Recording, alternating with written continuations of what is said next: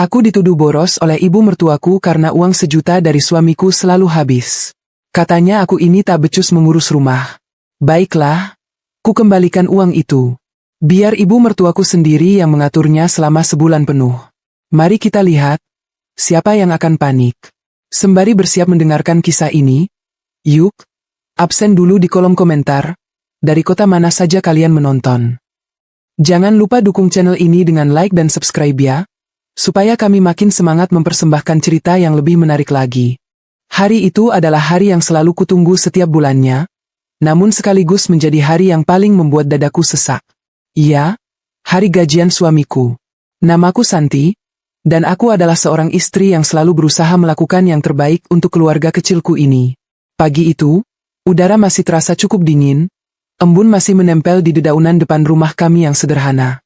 Aku sudah bangun sejak pukul 4 pagi, seperti rutinitas biasaku setiap harinya. Setelah menunaikan ibadah salat subuh, kakiku langsung melangkah menuju dapur, tempat yang menjadi area kekuasaanku sekaligus saksi bisu betapa kerasnya aku memutar otak setiap harinya.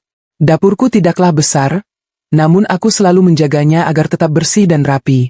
Pagi ini, aku berencana memasak nasi goreng sisa semalam untuk sarapan suamiku sebelum dia berangkat kerja. Sambil mengiris bawang merah dan bawang putih, pikiranku mulai melayang pada daftar panjang kebutuhan bulanan yang sudah menanti untuk dibayar. Sabun cuci pakaian sudah habis, beras di karung tinggal tersisa untuk 2 hari ke depan, token listrik sudah mulai berbunyi nyaring sejak semalam meminta untuk segera diisi, belum lagi tabung gas yang rasanya sudah mulai ringan saat kuangkat kemarin sore. Semua itu membutuhkan uang, dan nominalnya tidaklah sedikit jika dihitung-hitung. Suamiku bekerja sebagai staf administrasi di sebuah perusahaan swasta. Gajinya memang tidak terlalu besar, namun aku selalu bersyukur karena setidaknya dia memiliki pekerjaan tetap di masa yang serba sulit seperti sekarang ini. Namun, rasa syukurku seringkali diuji oleh kenyataan pahit yang harus kuhadapi setiap kali dia menyerahkan jatah bulanan kepadaku. Selama bertahun-tahun pernikahan kami, suamiku hanya memberikan uang sebesar 1 juta rupiah setiap bulannya untuk semua kebutuhan rumah tangga. Ya, 1 juta rupiah untuk makan sebulan, bayar listrik, air, gas, dan keperluan kebersihan rumah. Tentu saja, jumlah itu sangat jauh dari kata cukup untuk menutupi semua pengeluaran di zaman sekarang yang harga barang-barangnya terus meroket naik tak terkendali. Lalu, bagaimana aku bisa bertahan selama ini? Jawabannya ada pada diamku. Aku tidak pernah mengeluh apalagi menuntut lebih kepadanya. Aku tahu suamiku sudah bekerja keras, dan aku tidak ingin menambah beban pikirannya. Sebagai gantinya, aku mencari jalan keluar sendiri. Berbekal kemampuan memasak dan membuat kue, aku membuka usaha kecil-kecilan secara online. Aku menjual berbagai macam kue kering, aneka lauk pauk matang, hingga menerima pesanan catering kecil-kecilan untuk acara arisan di sekitar lingkungan perumahan kami. Dari hasil keringatku berjualan online itulah, aku menutupi semua kekurangan biaya hidup tangga kami. Aku menambalnya diam-diam. Saat suamiku asyik menikmati ayam goreng dan daging rendang di meja makan, dia tidak pernah tahu bahwa uang 1 juta yang dia berikan itu bahkan tidak cukup untuk membeli semua bahan makanan sena itu. Dia pikir, istrinya ini sangat pandai mengatur uang sehingga bisa menyajikan hidangan lezat setiap hari tanpa kurang suatu apapun. Lamunanku seketika buyar ketika mendengar suara ketukan pintu dari arah depan. Suaranya cukup keras dan berulang-ulang, menandakan bahwa tamu yang datang adalah seseorang yang tidak sabaran.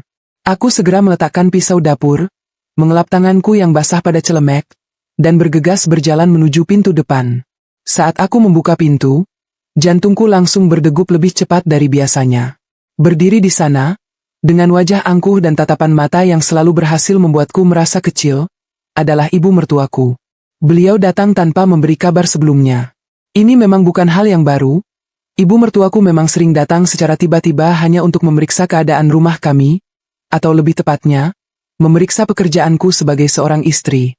Pagi itu, beliau mengenakan daster batik berwarna cerah, membawa sebuah tas jinjing kecil, dan langsung melangkah masuk tanpa menunggu aku mempersilahkannya terlebih dahulu. Kok baru dibuka pintunya? Kamu lagi ngapain sih di belakang? Masih pagi kok rumah sepi begini. Suamimu belum bangun? Rentetan pertanyaan itu langsung keluar dari mulutnya bagaikan senapan mesin yang baru saja ditarik pelatuhnya. Nadanya ketus, dan pandangan matanya langsung menyapu seluruh sudut ruang tamu, mencari-cari debu atau kotoran yang bisa dijadikan bahan untuk mengkritikku. Aku berusaha tersenyum seramah mungkin, menelan rasa kesal yang mulai muncul di dada. Iya, Ibu. Maaf tadi Santi lagi di dapur, lagi nyiapin sarapan buat Mas Bayu. Mas Bayu masih di kamar mandi, Bu. Lagi siap-siap mau berangkat kerja. Ibu tumben pagi-pagi sekali sudah sampai di sini? Naik apa tadi ke sininya, Bu? Tanyaku mencoba mencairkan suasana yang selalu terasa kaku jika ada beliau. Ibu mertuaku menghempaskan tubuhnya ke atas sofa ruang tamu dengan kasar. Naik ojek dari depan gang. Ibu sengaja datang pagi-pagi, mau sekalian ke pasar nanti agak siangan. Lagian, hari ini kan jadwal suamimu gajian, Ibu mau sekalian nengok kalian. Jawabnya santai sambil mengipasi dirinya sendiri dengan tangannya, padahal udara pagi ini masih sangat sejuk. Mendengar kata gajian disebut, perasaanku mulai tidak enak. Setiap kali ibu mertuaku hadir di hari gajian, bisa dipastikan akan ada drama atau ceramah panjang lebar tentang bagaimana seharusnya seorang istri mengelola keuangan keluarga. Firasatku mengatakan bahwa hari ini tidak akan berbeda dari bulan-bulan sebelumnya, bahkan mungkin bisa lebih buruk. Tak lama kemudian, pintu kamar utama terbuka. Suamiku keluar dengan pakaian kerja yang sudah rapi, rambut yang tersisir klimis, dan aroma parfum yang menyengat. Wajahnya langsung berbinar bahagia saat melihat ibunya duduk di ruang tamu. Dia segera menghampiri ibunya, meraih tangan wanita parubaya itu, dan mencium punggung tangannya dengan penuh rasa hormat. Ibu, kapan sampainya? Kok tumben pagi banget?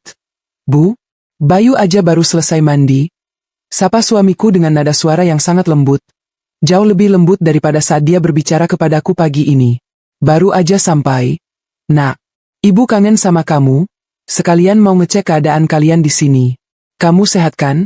Kok kelihatannya agak kurusan sih sekarang? Istrimu kurang ngasih makan yang bergizi ya? Sindir ibu mertuaku, sengaja mengeraskan volume suaranya agar aku yang sedang berdiri tak jauh dari mereka bisa mendengarnya dengan jelas. Hatiku mencelos mendengar tuduhan tak berdasar itu. Kurusan dari mana? Suamiku makan 3 kali sehari dengan menu yang selalu berganti-ganti, dan semuanya adalah makanan enak berkat uang hasil jualanku sendiri yang kugunakan untuk menambah uang belanja. Namun, suamiku hanya tertawa pelan menanggapi ucapan ibunya, seolah menganggap itu hanya sebuah lelucon belaka, tanpa niat sedikit pun untuk membela atau meluruskan kesalahpahaman tersebut. Ah, ibu bisa aja. Bayu sehat kok. Bu, cuma emang lagi banyak kerjaan aja di kantor jadi agak capek. Jawab suamiku. Aku kembali ke dapur, menyelesaikan masakanku, dan menyajikan nasi goreng hangat lengkap dengan telur mata sapi dan kerupuk di atas meja makan. Setelah semuanya siap, aku memanggil mereka berdua untuk sarapan bersama. Suasana di meja makan terasa cukup canggung bagiku, meskipun suamiku dan ibunya terlihat sangat asyik mengobrol tentang banyak hal. Aku hanya makan dalam diam, sesekali mengangguk jika ditanya, namun lebih banyak menundukkan kepala dan fokus pada piring di hadapanku. Setelah sarapan selesai dan aku merapikan piring-piring kotor, momen yang paling mendebarkan pun tiba. Suamiku mengeluarkan dompet dari saku celana kerjanya. Dia menarik resleting dompet itu, mengambil sebuah amplop coklat tipis yang sudah sangat kukenal bentuknya, dan meletakkannya di atas meja tepat di depanku. Ibu mertuaku yang sedang menyeruput teh hangat buatanku langsung menghentikan aktivitasnya. Mata tuanya yang tajam menatap lekat-lekat pada amplop coklat tersebut, seakan bisa menembus kertas dan menghitung jumlah uang di dalamnya. Ini uang belanja bulan ini ya. Kayak biasa, 1 juta. Dipakai yang benar, diatur biar cukup sampai akhir bulan. Jangan minta tambah lagi di tengah jalan, soalnya uangku juga pas-pasan buat ongkos bensin sama makan siang di kantor. Ucap suamiku dengan nada datar, tanpa sedikit pun rasa bersalah atau sungkan meskipun ibunya ada di sana memperhatikan kami. Aku menarik napas panjang, memaksakan sebuah senyuman di wajahku, lalu meraih amplop tipis itu. Iya, Mas. Makasih ya, kataku pelan. Belum sempat aku memasukkan amplop itu ke dalam saku dasterku, suara tajam ibu mertuaku sudah lebih dulu memecah keheningan. Uang 1 juta itu besar loh. Besar banget. Harusnya sisa banyak itu kalau kamu pintar ngaturnya. Kamu itu jadi istri harus bisa berhemat. Jangan boros. Jangan mentang-mentang dikasih uang belanja utuh sama suami, terus kamu bebas foya-foya beli ini itu yang gak penting. Ibu perhatikan, kamu ini sering banget ada kurir paket datang ke rumah. Beli apa kamu? Beli baju? Beli alat rias? Pantesan aja uang dari suami selalu habis nggak bersisa. Tuduh ibu mertuaku dengan jari telunjuk yang mengarah tepat ke wajahku. Darahku seketika berdesir cepat mendengarnya. Tuduhan itu sangat kejam dan sama sekali tidak benar. Paket-paket yang sering datang ke rumah itu adalah bahan-bahan baku untuk usaha kue dan makananku. Tepung, gula, mentega, kemasan plastik, dan berbagai keperluan jualan lainnya yang kupesan secara online agar lebih murah. Aku tidak pernah sekalipun memakai uang sepeser pun dari jatah 1 juta itu untuk keperluan pribadiku, apalagi untuk membeli alat rias atau baju baru. Aku menatap suamiku, berharap dia akan membuka mulutnya dan membela diriku. Berharap dia akan menjelaskan kepada ibunya bahwa istrinya ini tidak boros, bahwa istrinya ini justru membantunya mencari uang tambahan. Namun, harapanku hancur berkeping-keping. Suamiku hanya duduk diam di kursinya. Dia mengalihkan pandangannya dariku, menunduk menatap layar ponsel pintarnya, dan asyik menggulir layar tanpa mempedulikan ketegangan yang sedang terjadi di antara aku dan ibunya.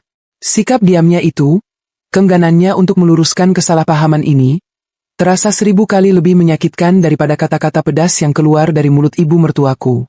Diamnya seolah membenarkan semua tuduhan keji itu. Diamnya seolah setuju bahwa aku adalah istri yang boros dan tidak becus mengatur uang 1 juta rupiah yang diberikannya. Kamu dengar nggak apa kata ibu? Suara ibu mertuaku semakin meninggi karena melihatku hanya terdiam. Zaman ibu dulu, uang segitu bisa buat makan sekeluarga besar selama sebulan penuh. Lauknya ayam, daging, ikan, setiap hari berganti. Malah masih bisa nyisa buat ditabung buat beli perhiasan emas. Lah kamu, cuma ngurus suami satu aja, uang 1 juta kok selalu habis nggak berbekas. Benar-benar boros kamu ini. Istri macam apa yang nggak bisa mengelola nafkah dari suami dengan baik? Kalau kamu begini terus, kasihan anakku banting tulang kerja tapi hasilnya habis cuma buat gaya hidupmu yang berlebihan itu. Kata-kata itu terus mengalir deras, menyudutkan, menghakimi, dan menelanjangiku di rumahku sendiri. Aku merasakan panas yang menjalar di sekitar mataku. Air mata rasanya sudah berkumpul di pelupuk mata, siap untuk tumpah kapan saja. Namun, aku mengepalkan kedua tanganku kuat-kuat. Kuku-kuku jariku menancap dalam di telapak tangan, memberikan rasa sakit fisik yang mampu mengalihkan rasa sakit di hatiku.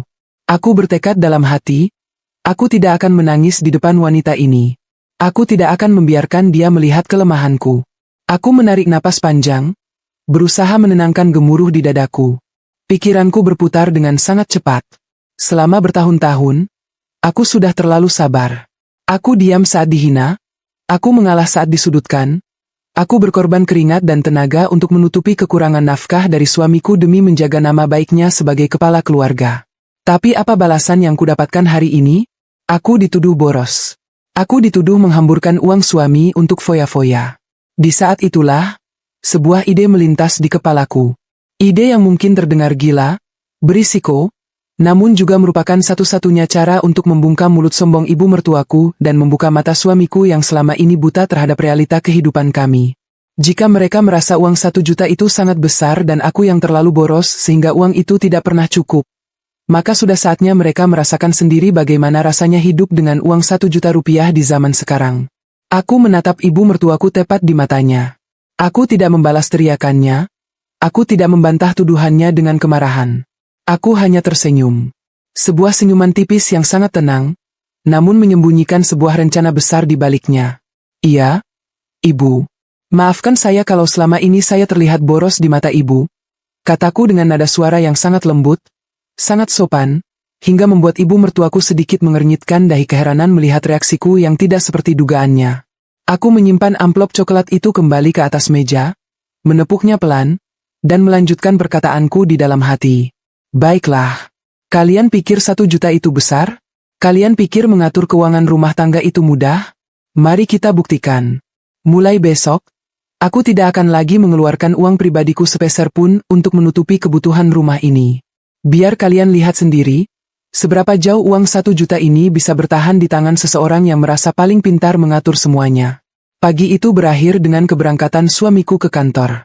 Dia pamit seperti biasa, mencium keningku dengan terburu-buru, lalu pergi membawa motornya membelah jalanan pagi. Ibu mertuaku masih duduk santai di ruang tamu, menonton acara televisi sambil sesekali mengomentari artis-artis yang muncul di layar kaca. Aku kembali ke dapur, bukan untuk bersedih, melainkan untuk menyusun strategi. Malam harinya, Suasana rumah terasa jauh lebih sunyi dari biasanya. Suamiku pulang dari kantor dengan wajah lelah, langsung membersihkan diri dan duduk di depan televisi menunggu makan malam. Ibu mertuaku menginap malam ini, karena rencananya besok pagi beliau baru akan pergi ke pasar tradisional terdekat sebelum kembali ke rumahnya di kampung sebelah. Aku menyiapkan makan malam seperti biasa, menyajikan tumis kangkung dan ayam goreng lengkuas yang bumbunya ku siapkan dengan sepenuh hati. Namun anehnya, malam ini aku tidak lagi merasa lelah. Ada perasaan lega yang aneh menyelimuti hatiku, sebuah ketenangan sebelum badai besar yang akan segera ku buat sendiri. Saat makan malam berlangsung, ibu mertuaku masih saja melontarkan sindiran-sindiran kecil tentang betapa borosnya ibu rumah tangga zaman sekarang. Dia terus bercerita tentang kehebatannya di masa lalu, mengulang-ulang kisah usang tentang bagaimana dia bisa menyekolahkan anak-anaknya hanya dengan sisa uang belanja dari almarhum bapak mertuaku.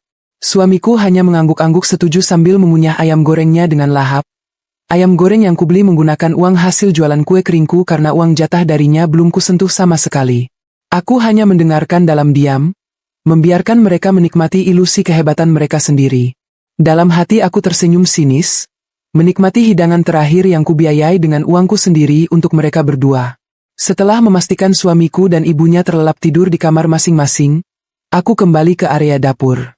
Di meja makan yang sudah bersih, aku membuka laci kecil tempatku menyimpan semua dokumen penting rumah tangga.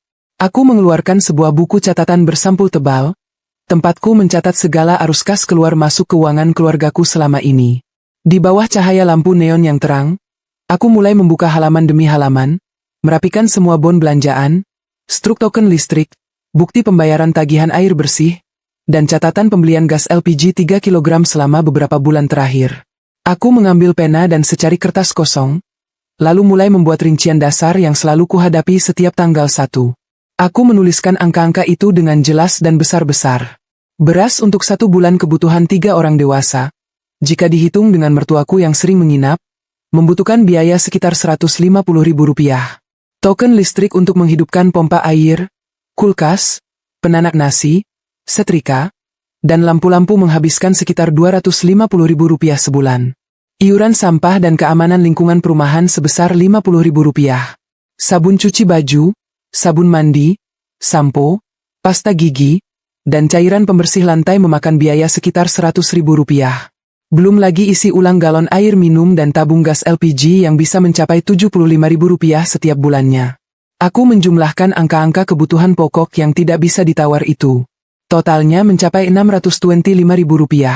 Jika jatah bulanan dari suamiku hanya Rp1 juta, itu berarti sisa uang yang bisa digunakan untuk membeli lauk pauk, sayur mayur, buah, dan bumbu dapur untuk 30 hari ke depan hanyalah Rp375.000. Rp375.000 dibagi 30 hari. Artinya, uang makan harian kami hanyalah Rp12.500 per hari. Rp12.500.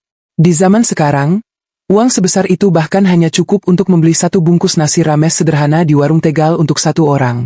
Lalu bagaimana mungkin uang sekecil itu bisa digunakan untuk memberi makan 2-3 orang dewasa dengan menu 3 kali sehari, lengkap dengan ayam, daging, atau ikan segar seperti yang selama ini selalu kutuangkan di atas meja makan? Jawabannya jelas, sisa biaya itu selalu kututup dengan uang pribadiku. Setiap bulannya, aku selalu mengeluarkan uang minimal 2-3 juta rupiah dari keuntungan bersih jualan onlineku demi memastikan gizi suamiku terpenuhi, demi memastikan rumah ini tetap nyaman ditempati, dan demi menjaga kehormatan suamiku di mata keluarganya. Aku menatap tumpukan struk dan rincian perhitunganku dengan perasaan campur aduk. Ada rasa bangga karena aku berhasil mandiri secara finansial dan mampu menopang keluargaku. Namun di saat yang sama ada rasa sakit dan kecewa yang begitu mendalam karena semua pengorbananku ini tidak pernah dihargai. Malah sebaliknya, aku dituduh sebagai lintah darat yang menghisap habis gaji suami demi kepentingan foya-foya pribadiku. Kebodohan dan kesombongan mereka sudah mencapai batas toleransiku. Ini saatnya pelajaran yang sesungguhnya dimulai. Keesokan paginya, matahari bersinar sangat cerah, secerah tekad yang sudah bulat di dalam dadaku. Aku bangun lebih awal dari biasanya, namun kali ini aku tidak memasak hidangan istimewa. Aku hanya menanak nasi, menggoreng beberapa potong tempe, dan merebus telur. Tidak ada ayam goreng, tidak ada daging, tidak ada sayur dengan bumbu yang rumit. Semuanya sederhana, sesederhana uang 1 juta yang diagung-agungkan itu.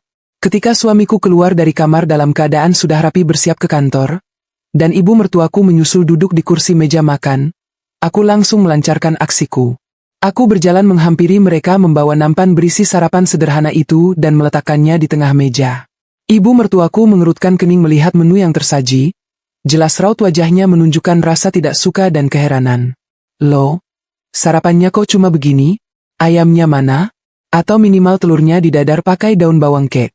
Kok cuma telur rebus sama tempe goreng kering begini? Kamu belum belanja ke pasar ya? Protes ibu mertuaku dengan nada ketus, menatap jijik ke arah piring tempe. Suamiku juga terlihat sedikit kecewa, namun dia tidak mengatakan apa-apa dan mulai mengambil nasi ke piringnya. Aku tersenyum sangat manis, senyum yang paling tulus yang bisa kuberikan pagi itu.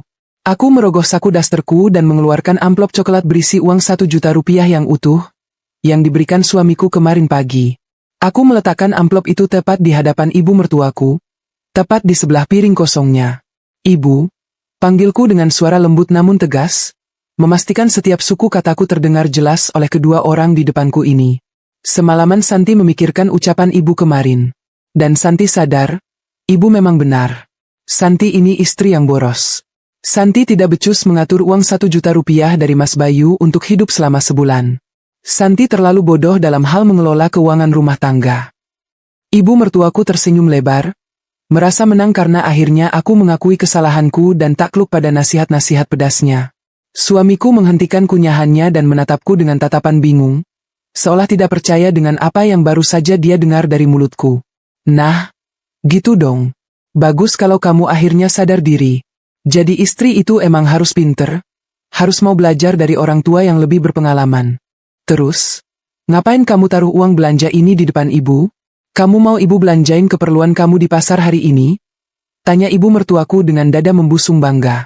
Aku menggeleng pelan, senyum di bibirku masih belum pudar. Bukan, Bu. Karena Santi merasa sangat bodoh dan tidak bisa mengatur uang ini, Santi ingin menyerahkan tugas ini sepenuhnya kepada ibu. Mulai hari ini, bulan ini, Santi serahkan uang 1 juta rupiah ini utuh kepada ibu. Santi minta tolong, ibu yang atur semuanya.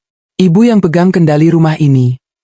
Ibu mertuaku terdiam sejenak, menatap amplop itu, lalu menatapku. Suamiku meletakkan sendoknya. Maksud kamu apa sih? Dek, kok uang belanjanya dikasih ke ibu semua?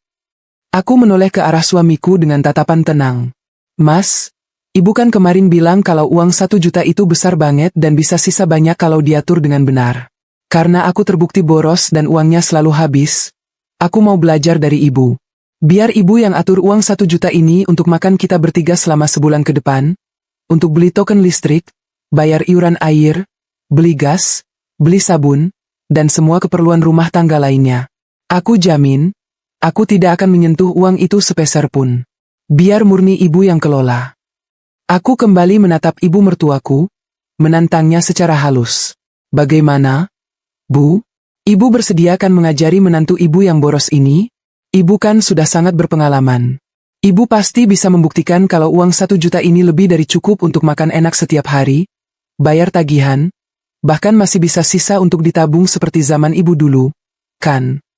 Mendengar tantangan itu, ego dan gengsi ibu mertuaku langsung tersentil.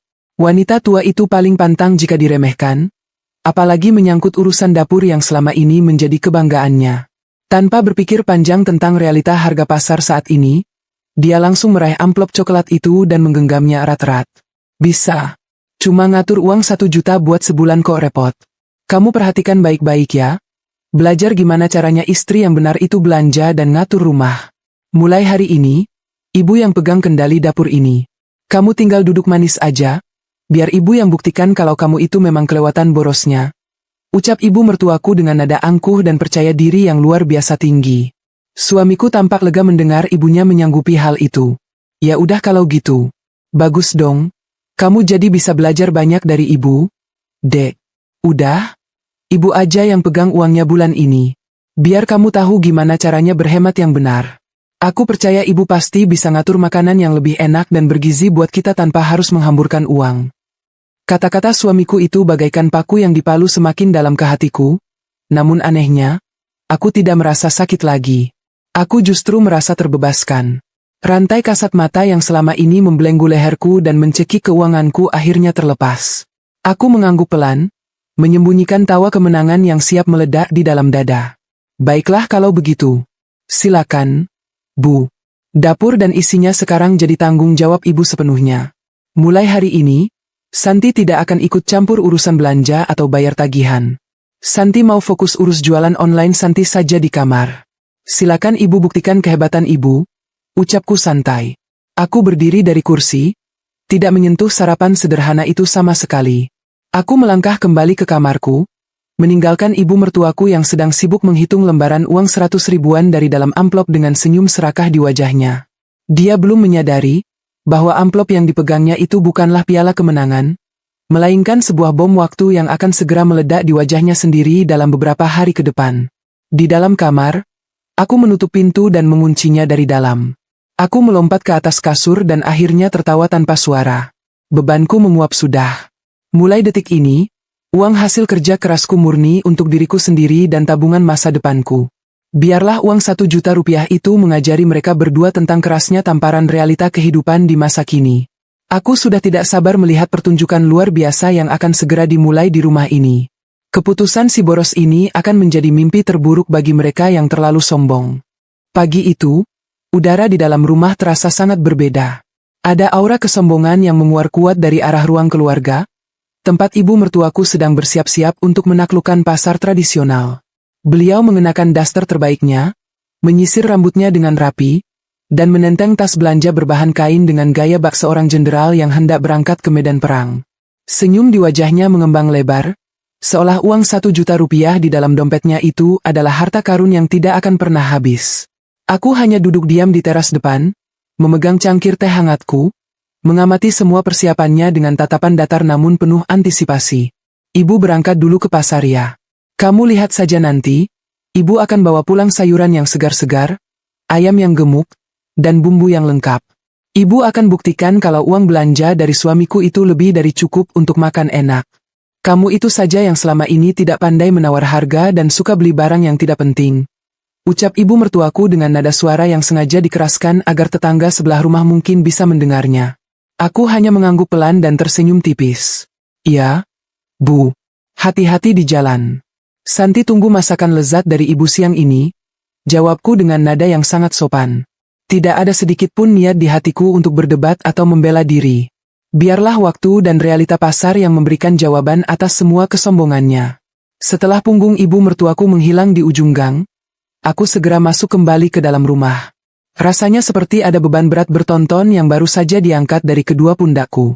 Selama bertahun-tahun pernikahan ini, setiap pagi aku selalu dihiasi dengan kerutan di dahi, memikirkan bagaimana caranya menyulap uang yang sangat terbatas menjadi hidangan yang layak untuk suamiku. Aku harus memutar otak, membandingkan harga kangkung di warung A dan warung B, mencari ayam potongan yang paling murah, hingga diam-diam mengambil uang dari hasil jualan onlineku demi menutupi semua kekurangan itu. Tapi hari ini, kepalaku terasa sangat ringan. Beban itu sudah berpindah tangan. Aku masuk ke dalam kamarku, membuka laptop, dan mulai memeriksa pesanan kue kering serta lauk pauk matang dari para pelangganku. Hari ini pesanan cukup ramai. Ada beberapa toples kue nastar dan kastengel yang harus segera dikirim, serta puluhan kotak nasi bento untuk acara ulang tahun anak tetangga beda blok. Aku bekerja dengan sangat ceria, menyusun jadwal pengiriman, membalas pesan pelanggan, dan menghitung keuntungan bersih yang masuk ke rekening pribadiku. Uang ini, hasil keringatku sendiri, kini sepenuhnya menjadi milikku. Aku tidak perlu lagi membaginya secara diam-diam untuk membeli beras atau membayar tagihan listrik rumah ini. Kebebasan finansial yang baru saja kuraih ini membuatku ingin menyanyi saking senangnya. Menjelang siang, suara pintu pagar depan terdengar dibuka dengan sedikit kasar. Aku menghentikan ketikanku di laptop dan melangkah keluar kamar. Ibu mertuaku pulang. Namun, pemandangan yang tersaji di hadapanku sungguh berbanding terbalik dengan saat beliau berangkat tadi pagi. Tidak ada lagi senyum lebar bak jenderal pemenang perang. Wajah ibu mertuaku terlihat sangat masam, dahinya berkerut dalam, dan napasnya terdengar sedikit ngos-ngosan. Beliau meletakkan tas belanja kainnya di atas meja makan dengan bunyi bantingan pelan, menghempaskan tubuhnya ke kursi, lalu mengusap keringat di dahinya dengan ujung daster. Aku berjalan mendekat, berpura-pura sangat antusias. Wah, ibu sudah pulang. Beli apa saja? Bu, pasti banyak ya belanjaannya? Tanyaku dengan nada riang yang sengaja ku buat-buat.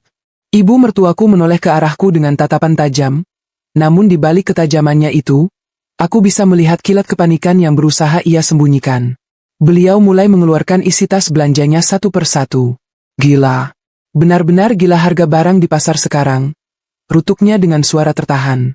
Masa beras sekilo harganya melonjak begitu tinggi?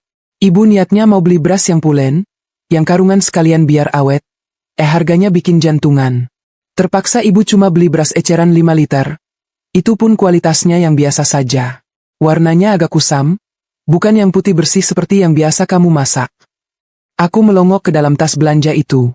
Selain sekantong plastik beras 5 liter, hanya ada setengah kilogram telur ayam, seikat kecil bayam yang daunnya mulai layu, beberapa potong tahu putih, tempe sebungkus, dan sedikit bumbu dapur seperti bawang merah, bawang putih, dan cabai rawit merah yang jumlahnya bisa dihitung dengan jari. Tidak ada ayam gemuk seperti yang ia janjikan. Tidak ada daging sapi. Tidak ada ikan segar. Loh, ayamnya mana? Bu, katanya mau beli ayam yang gemuk buat makan malam suamiku. Tanyaku dengan nada polos, sengaja menekan tepat di titik lukanya. Wajah ibu mertuaku seketika memerah. Beliau tampak salah tingkah dan buru-buru memalingkan wajah. Ayam lagi jelek-jelek di pasar. Ibu ragu mau beli. Lagian harganya mahal banget. Masa ayam potong sekilo harganya segitu? Mending kita makan sehat dulu hari ini. Pakai bayam sama tahu tempe. Telurnya bisa didadar. Suamimu juga pasti ngerti kalau ibu yang masak pasti rasanya enak walaupun cuma lauk sederhana. Ibu juga kaget. Minyak goreng curah saja harganya sudah naik. Belum lagi cabai rawit. Ampun deh mahalnya. Uang 100.000 yang ibu bawa tadi pagi rasanya menguap begitu saja. Kembaliannya cuma tinggal recehan buat bayar parkir. Aku hanya mengangguk-angguk paham, menahan diri sekuat tenaga agar tidak tertawa terbahak-bahak di depannya. Tentu saja 100.000 akan langsung habis. Bu, batinku dalam hati. Beliau tidak sadar bahwa selama ini aku selalu menutupi lonjakan harga itu dengan uangku sendiri agar meja makan selalu penuh dengan lauk pauk yang mewah. Sekarang, biarlah beliau merasakan sendiri kejamnya harga bahan pokok yang terus mencekik leher para ibu rumah tangga. Namun, penderitaan ibu mertuaku di hari pertama itu belumlah berakhir. Saat malam tiba, ketika kami bertiga sedang duduk di ruang keluarga sambil menonton televisi, sebuah suara nyaring tiba-tiba memecah keheningan. Hit, hit, hit, hit. Suara itu berasal dari meteran listrik prabayar yang menempel di dinding depan rumah. Suaranya sangat mengganggu, berbunyi dengan tempo yang cepat dan berulang-ulang, menandakan bahwa kuota listrik sudah berada di ambang batas krisis dan akan segera padam jika tidak segera diisi ulang. Suamiku yang sedang asyik bermain ponsel langsung mendongakkan kepalanya. Bu, itu bunyi token listrik ya? Udah mau habis tuh kayaknya. Tolong disin dong, Bu. Gelap nanti malam kalau sampai mati lampu. Aku nggak bisa tidur kalau kepanasan nggak ada kipas angin. Ucap suamiku dengan santainya, tanpa mengalihkan pandangan dari layar ponselnya. Ibu mertuaku terkesiap. Matanya membelalak menatap suamiku. Loh, kok ibu yang suruh ngisi? Biasanya kan istrimu yang urus beginian. Suamiku menautkan alisnya, merasa heran dengan protes ibunya. Lah, kan uang belanja sebulan ini semuanya udah aku kasih ke ibu tadi pagi. Semuanya kan dipegang ibu sekarang.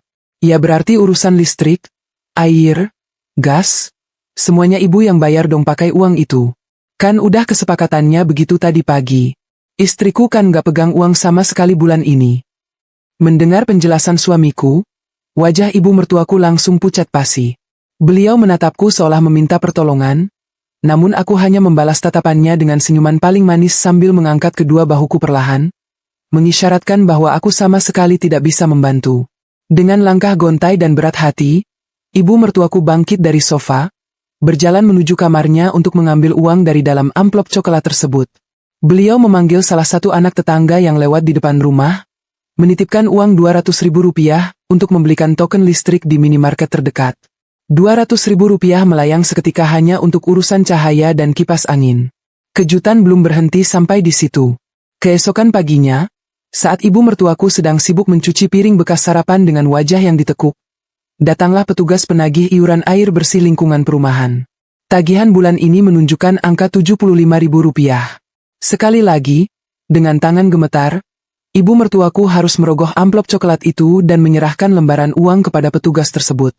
Hanya dalam waktu kurang dari 2 hari, uang 1 juta rupiah yang ia agung-agungkan itu sudah menyusut drastis.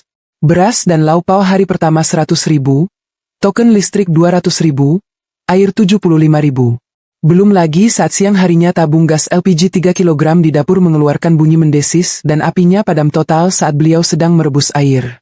Beliau terpaksa mengeluarkan uang lagi sebesar 25.000 rupiah untuk menukar tabung gas yang baru. Total pengeluaran dalam 2 hari sudah mencapai 400.000 rupiah. Uang di dalam amplop itu kini tersisa 600.000 rupiah untuk bertahan hidup selama 28 hari ke depan. Senyum kemenangan yang ia pamerkan di awal bulan kini lenyap tak berbekas, digantikan oleh kerutan dalam di dahi dan raut wajah yang selalu tampak gelisah. Sementara ibu mertuaku berkutat dengan kepanikan finansialnya di dapur, aku menjalani hidupku dengan sangat damai dan menyenangkan.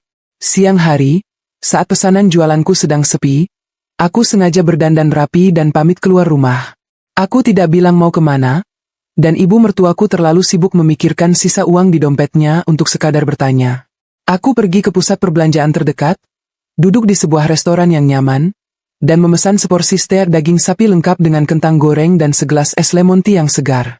Aku menyantap hidangan mewah itu perlahan-lahan, menikmati setiap gigitan daging yang empuk dan bumbu yang meresap sempurna.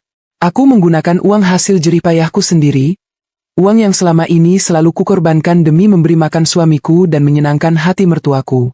Rasanya sungguh luar biasa nikmat. Ada kebanggaan tersendiri saat aku bisa memanjakan diriku sendiri tanpa harus merasa bersalah atau takut dituduh boros.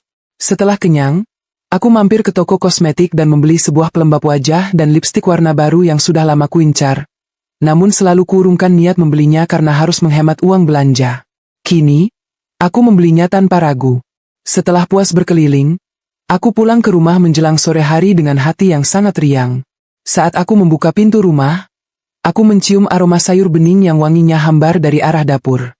Aku melihat ibu mertuaku sedang duduk melamun di kursi meja makan, menatap nanar pada selembar kertas yang berisi coret-coretan angka pengeluaran.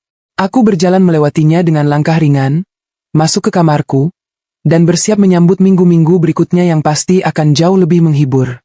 Uang 1 juta itu sedang melakukan tugasnya dengan sangat baik, mengikis habis kesombongan yang selama ini merendahkanku. Memasuki minggu kedua, suasana di rumah kami berubah menjadi sangat tegang dan tidak nyaman, layaknya sebuah wilayah yang sedang dilanda krisis moneter tingkat tinggi.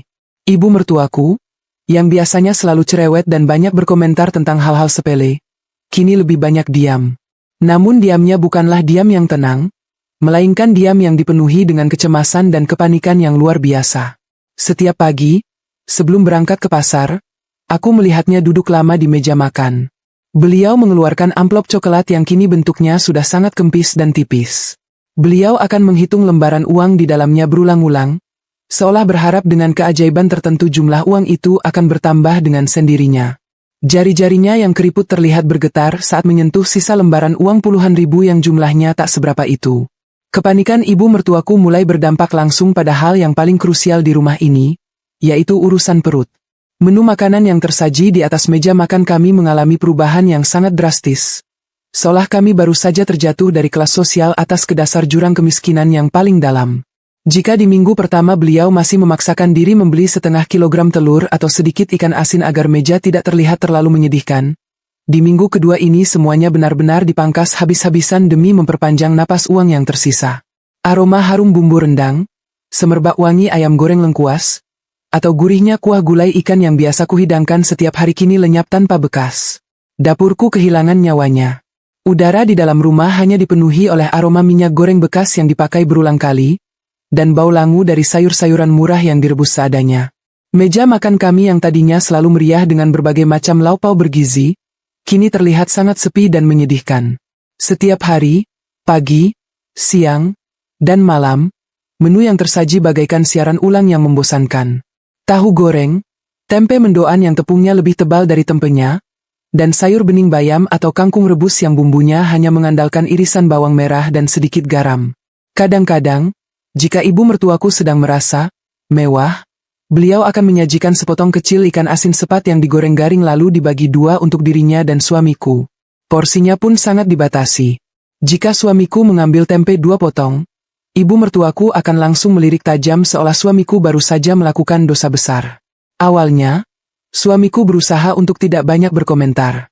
Dia memakan hidangan sederhana itu dalam diam, mungkin mengira ibunya sedang berkreasi dengan menu baru atau sedang kurang enak badan sehingga tidak sempat memasak masakan yang rumit.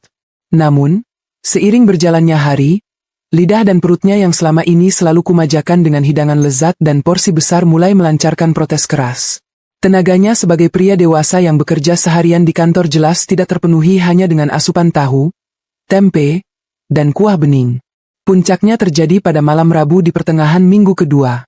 Suamiku pulang dari kantor dalam keadaan sangat lelah. Wajahnya kusut, kemejanya lepek oleh keringat, dan tas kerjanya ia letakkan sembarangan di atas sofa. Dia langsung melangkah menuju meja makan, berharap menemukan hidangan istimewa yang bisa mengembalikan energinya. Dia duduk di kursinya, menarik napas panjang, lalu dengan penuh harap membuka tudung saji penutup makanan. Seketika, raut wajahnya berubah drastis. Kekecewaan tergambar jelas di matanya. Di balik tudung saji itu, hanya ada piring berisi sisa sayur sop kubis yang kuahnya sudah dingin dan pucat, serta sebuah mangkuk kecil berisi 3 potong tahu goreng yang ukurannya sangat tipis. Tidak ada lauk lain. Tidak ada protein hewani sekerat pun. Suamiku mematung sejenak, menatap kosong ke arah makanan yang jauh dari kata menggugah selera itu. Bu! Panggil suamiku dengan suara tertahan.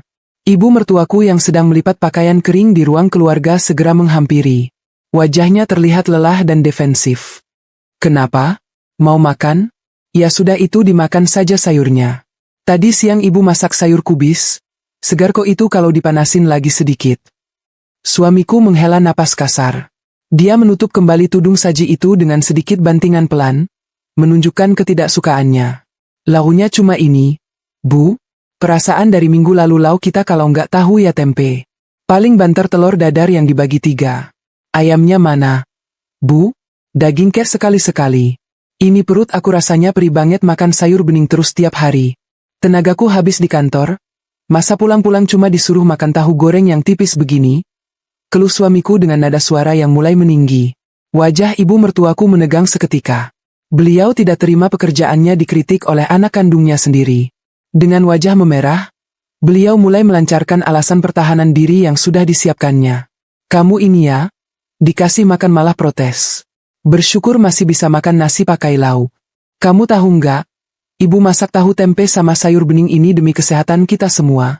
Zaman sekarang ini penyakit aneh-aneh banyak banget asalnya dari makanan. Kolesterol, darah tinggi, asam urat, itu semua gara-gara kebanyakan makan daging sama ayam negeri yang disuntik hormon. Ibu sengaja kasih menu begini biar pencernaan kita bersih, biar badan sehat, nggak gampang sakit. Makanan kampung begini justru yang paling bagus buat tubuh. Cecar ibu mertuaku panjang lebar. Suamiku memutar bola matanya, tampak tidak percaya dengan alasan yang dibuat-buat itu. Alah, kesehatan apa sih? Bu, dari dulu aku makan ayam goreng, daging rendang masakan istriku tiap hari juga sehat-sehat aja. Nggak pernah tuh aku kena kolesterol atau darah tinggi. Kalau mau sehat ya sesekali. Ini masa 2 minggu berturut-turut makanannya kayak orang lagi sakit di rumah sakit? Hambar, nggak ada rasanya. Kalau begini terus aku bisa kurang gizi badannya. Balas suamiku dengan nada kesal. Heh, kamu itu jangan sembarangan ngomongnya. Ibu ini lebih tua, ibu lebih paham soal kesehatan gizi daripada kamu. Lagian istrimu itu yang ngajarin kamu makan enak terus. Makanya lidahmu jadi manja. Padahal dulu waktu kamu kecil, ibu kasih makan tempe tiap hari juga kamu lahap-lahap saja tumbuhnya gede juga. Udah, jangan banyak protes. Makan saja apa yang ada. Bersyukur. Bentak ibu mertuaku, mencoba menutupi rasa malu dan kepanikannya dengan bersikap otoriter. Aku yang sedari tadi sedang duduk di ruang tamu membaca buku, hanya mengawasi pertengkaran ibu dan anak itu dari kejauhan. Aku tidak mengucapkan sepatah kata pun. Aku hanya menyilangkan kaki, bersandar dengan nyaman di sofa, dan membiarkan mereka menyelesaikan masalah rumah tangga yang mereka ciptakan sendiri. Dalam hati aku bersorak gembira. Inilah akibatnya jika mulut lebih cepat bertindak daripada otak saat menghitung harga kebutuhan pokok di era modern. Ketegangan akibat perubahan menu ini merembet ke hal-hal kecil lainnya. Salah satunya adalah ritual kopi pagi suamiku. Suamiku adalah tipe pria yang tidak bisa memulai harinya tanpa secangkir kopi hitam yang pekat dan manis. Biasanya, Aku selalu menyediakan kopi bubuk kualitas premium dan gula pasir yang cukup banyak, untuk memastikan kopinya terasa pas sesuai seleranya. Namun, di bawah manajemen keuangan ibu mertuaku yang sedang krisis, kopi pun menjadi barang mewah yang harus dijatah dengan sangat ketat. Keesokan paginya setelah insiden makan malam yang menyedihkan itu, suamiku duduk di teras depan sambil menghisap rokoknya, menunggu segelas kopi hangat sebelum berangkat mandi. Ibu mertuaku datang membawakan secangkir kopi dan meletakkannya di meja depan suamiku. Suamiku menyesap kopi itu perlahan. Detik berikutnya, dia langsung menjauhkan cangkir itu dari mulutnya dengan raut wajah jijik yang tak bisa disembunyikan. Astaga, Bu. Ini air putih dikasih pewarna atau kopi sih? Cemplang banget rasanya. Kopi bumbunya kurang, gulanya juga kerasa hambar banget. Kayak air cucian gelas kopi ini emah rasanya. Protes suamiku dengan kencang, benar-benar tidak bisa menutupi rasa kecewanya. Ibu mertuaku berkacak pinggang, menatap suamiku dengan tatapan tajam yang siap menerkam. Itu kopi ya, bukan air cucian. Kamu itu lidahnya memang sudah rusak kebanyakan makan gula. Ibu sengaja ngurangin takaran kopi sama gulanya biar kamu nggak kena diabetes. Gula sekarang mahal, kopi bubuk juga harganya naik. Harus dihemat dong. Jangan asal maunya enak sendiri. Lagian minum kopi pahit sedikit itu bagus buat jantung. Tahu. Suamiku mengusap wajahnya dengan kasar, merasa frustrasi karena setiap keluhannya selalu dibalas dengan alasan kesehatan yang dibuat-buat. Dia menatap ke arahku yang baru saja keluar dari rumah, untuk menyiram tanaman pot di halaman depan. Matanya seolah meminta pertolongan, memohon agar aku mengambil alih kembali urusan dapur dan menyelamatkan lidah serta perutnya dari siksaan diet paksa ini. Dek, panggil suamiku memelas. Kamu aja deh yang bikin kopi buat aku. Punya ibu rasanya aneh banget. Terus nanti malam kamu masak ayam kecap ya? Aku pengen banget makan yang manis-manis gurih. Beli ayamnya 1/2 kilo aja nggak apa-apa. Pakai uang belanjamu yang biasa itu loh. Aku menghentikan aktivitas menyiram tanamanku. Aku menoleh ke arah suamiku, lalu beralih menatap ibu mertuaku yang wajahnya langsung menegang mendengar permintaan anaknya. Aku tersenyum tipis, merapikan selang air di tanganku, dan menjawab dengan suara yang sangat tenang namun menusuk tepat ke jantung permasalahan. Maaf ya, Mas. Kan dari minggu lalu sudah kita sepakati bersama, uang jatah bulanan rumah ini semuanya 100% dipegang sama ibu. Aku sudah berjanji nggak akan ikut campur urusan dapur, belanja, atau masak-memasak lagi sebulan ini. Aku ini kan istri yang boros, nggak becus ngatur keuangan keluarga. Jadi ya, Mas minta tolong ibu saja yang buatin kopi sesuai selera Mas. Kalau Mas mau makan ayam kecap, minta ibu yang beliin ke pasar dan masak. Uangnya kan semua ada di ibu. Aku nggak pegang uang belanja sepeser pun. Mas, uang hasil jualanku sudah aku masukkan ke deposito bank. Nggak bisa diambil sembarangan. Jelasku panjang lebar, memastikan setiap alasanku menutup rapat semua celah baginya untuk memanfaatkanku lagi. Mendengar jawabanku, suamiku terdiam membisu. Mulutnya setengah terbuka, namun tak ada satu kata pun yang keluar. Dia akhirnya menyadari kenyataan pahit bahwa tameng nyamannya selama ini, istrinya yang diam-diam menutupi semua kekurangan finansialnya, kini telah menarik diri sepenuhnya. Dia melirik ibunya yang memalingkan wajah karena malu dan gengsi.